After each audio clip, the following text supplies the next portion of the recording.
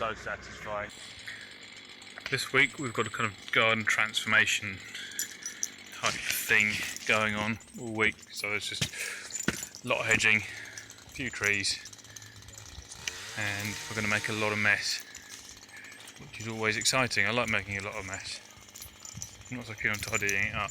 A couple of trees in the back coming down, and all the hedges being tidied up, hedge tops all the way along being tidied up. That scraggly messy sycamore behind me is going. And there's Louis. Morning. That's the bag of doom he's got there. Everybody loves carrying the bag of doom. I bought myself a hex chain for the 500 just as an experiment. My first impression summary is they seem resistant to being knocked, but the files are very expensive. They cut well, but so does a well-sharpened round chain. They're a fun toy, but I'm still kind of asking myself why they need to exist. And they look more like Stihl's attempt at making some more money by selling a new gimmick than something that's genuinely needed by the industry.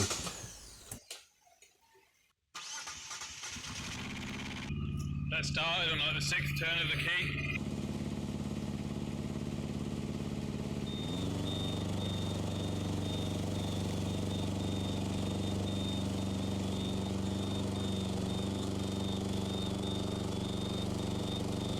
Louis doing the hedges, and I'm just going to get on with it. The reason I've got this is just so that I don't waste any time. There's a road behind this, and it's kind of horrible spindly and dead up the top. So yeah, just having this machine just makes it simpler.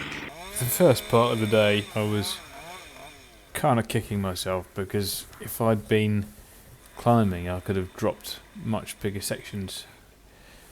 But at the same time, I had to reach over and climb a really spread tree that had dead, brittle tops. Overall, I think I made the right decision getting the cherry picker in, but I'm still not 100% used to how to work with them. So that's something I've got to learn.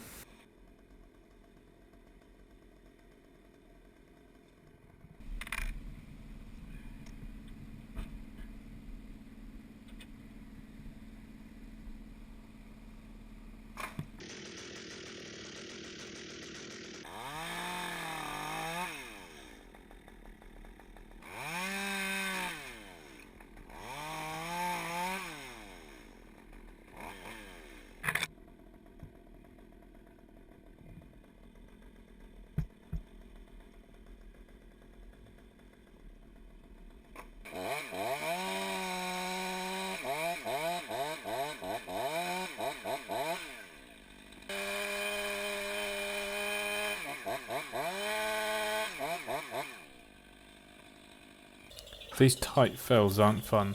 You often find yourself starting your back cut standing right underneath the lean of the tree because there's literally nowhere else for you to go. Circumstances like these where it's good to have a long bar on your saw or to make the last little bits of the cut with a pole saw, and that way you can put a bit of distance between you and the falling tree. I've started selling logs now, and I've actually made not a massive amount, but it's helped me on days when I wouldn't have otherwise made a lot of money. My biggest limiting factor is I haven't got a lot of space to keep the stored and split wood that hopefully this year I'll be addressing by building a new, bigger log store, so I'll actually be able to keep some more stock. This sycamore, unfortunately, I had to get rid of because the local farmer who I give logs to, he splits and sells them. He had no space when I picked these up, and nor did I. So they ended up going to the Green Waste site, where they'll be chipped for biomass. I suppose the file's done a nice job of sharpening that tooth. But these files are expensive and they're going to wear out so quick because they've only got two faces and you can't, like, twist them. It's kind of pointless though at the end of the day. Like, normal chain is fine. But it would be unfair to give up on it before I've tried to sharpen it properly, so I'll try and sharpen it this one time. If it's a pain in the arse, I'm done with them. So the hex chain's all sharpened up, and I'm here waiting for the landowner to arrive so we can test it out on an ash tree. That ash tree.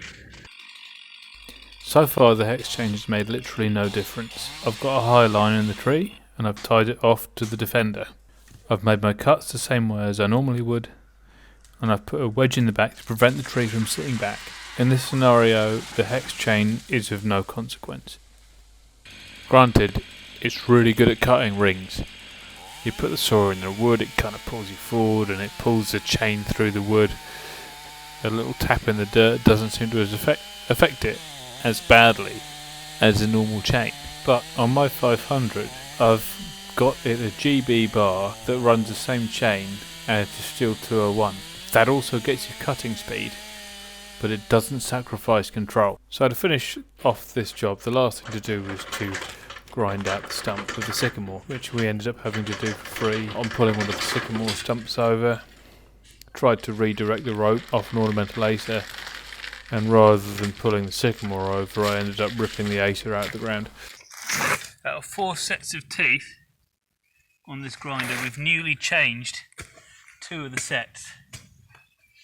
They're kind of arranged, so you've got 2 of them that poke slightly further forward than the other 2. So we've changed the forward teeth, the leading teeth, to new ones, and we've kept the trailing teeth, the old blunt ones. So that gives the stump grinder a more of an aggressive cut, and the trailing teeth end up functioning like the rakers on the chainsaw chain. So these stumps here are on a steep bank. So what we're doing is we're using the grindings to make a ramp, and Louis just squishing it all down with the shovel so it's solid, otherwise we'll sink into it.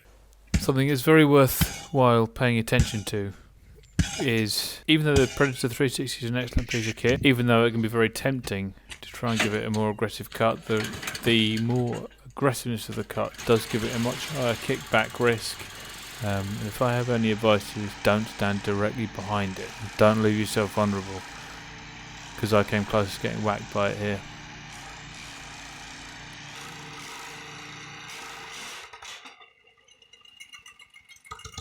Beginning to look like it's about time I did a video about risk assessment. I don't intend to gloss over my mistakes, because even though we got away with it this time, we might not in the future. There's a lot of people who I know, and some friends of mine, me included, who've had some serious close calls to in this job. So we have to pay attention and learn from our mistakes. See you for the next one, and thanks for watching.